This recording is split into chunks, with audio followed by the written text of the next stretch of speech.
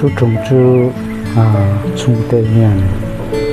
vọc xa cần y cha cần tiêm mò chung vọc xa cần căng đồ năn cho nên người ta bỏ tủ chuan bù ba lệ số thiên bỏ lăng chuan chi cho nên vọc xa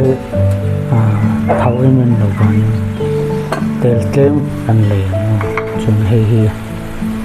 bù ba lệ số thi chung nhá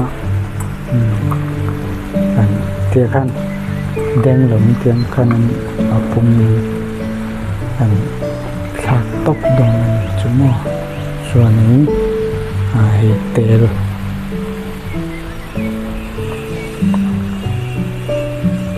tia khăn căng đồ nằm chú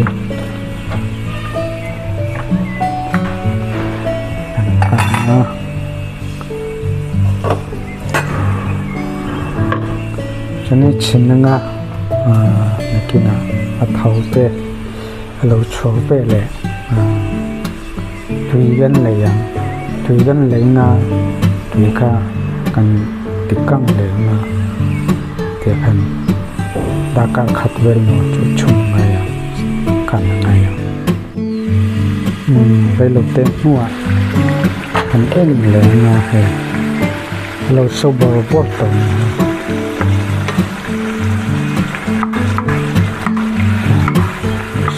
boleh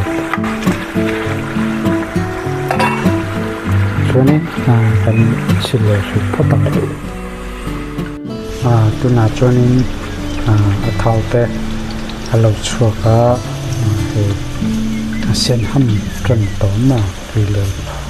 quên chết to he thau te chua nga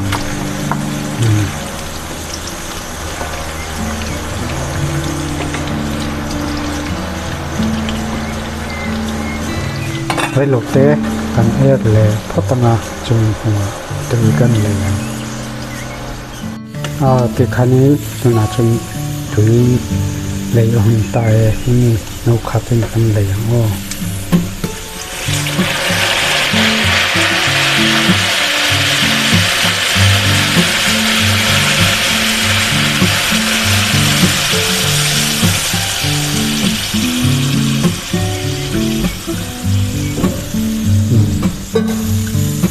khani kan sina kan ti sau bor patango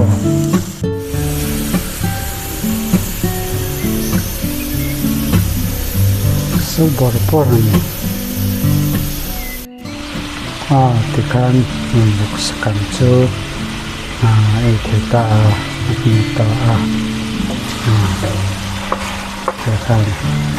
rồi xem về tao nha hay tập bộ còn mồi mò